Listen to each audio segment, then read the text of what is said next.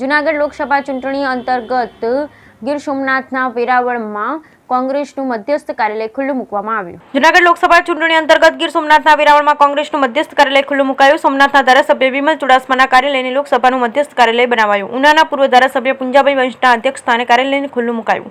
જૂનાગઢ લોકસભા બેઠક પર ચૂંટણીનો ખરેખરો રંગ જામ્યો છે, ત્યારે ભાજપના વર્તમાન સાંસદ રાજેશ ચુડાસમાને રિપીટ કરાયા છે, તો કોંગ્રેસે પણ છેલ્લે માસ્ટર સ્ટ્રોક મારી લડાયક નેતા એવા હીરાભાઈ જોટવાઈ ચૂંટણી મેદાનમાં ઉતર્યા છે।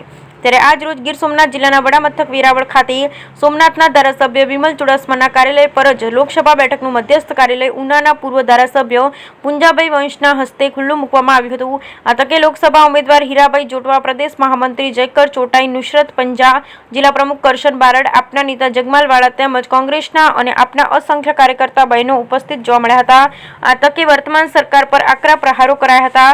આ તકે વિમલ ચુડાસમાએ સ્પષ્ટ જણાવ્યું હતું કે હું લોકસભા બેઠકની રેસમાં હતો જ નહીં, અમોએ પહેલેથી જ હીરાભાઈ જોટવાનું નામ આપેલું હતું અને સોમનાથ વિધાનસભા બેઠક પર કોંગ્રેસની લીડ નીકળશે તેવો વિશ્વાસ વ્યક્ત કરેલો।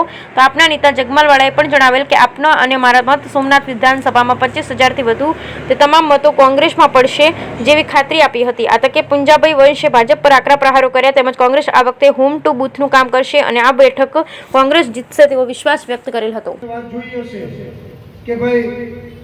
આમાં ઉમેદવાર માટે જે ટિકિટ જાહેર થઈ મોડી થઈ છે બધા માંગતા હતા, પણ એવું કંઈ હતું નહીં।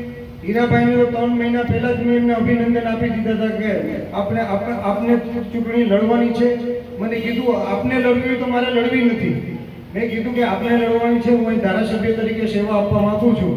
અને જે મીડિયામાં જે આવતું હતું એ તો શું હતું કે CWCની મીટિંગ જે હતી દિલ્હીમાં, ત્યાં પાર્ટીએ એને એક ચૂંટણીની રણનીતિ હોય એ મુજબ એને એમના નામ લખેલા હતા, પણ માગણી હીરાભાઈએ જ કરેલી હતી। અને જે મોડી જાહેર થઈ એનું કારણ એ હતું કે એ પાર્ટી છે એની રણનીતિ મુજબ જાહેર કરતી હોય છે અને જે પ્રમાણે જાહેર થયું સારું। મહાનુભાવો ગુજરાતના 2 સપૂતોએ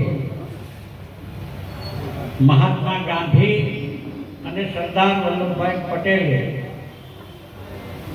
મૌલાના આઝાદ અને એ વખતની જૂની પેઢીની સમગ્ર ટીમ આઝાદી મેળવવા માટે જે સંઘર્ષ અને પરિશ્રમ કર્યો અને દેશને ગુલામીમાંથી મુક્ત કરાવરાયો અને આપણે આજે સૌ આપણે આઝાદીના ફળ આપણે ચાખ્યા છીએ અને એમાં આપણે સૌ જીવીએ છીએ।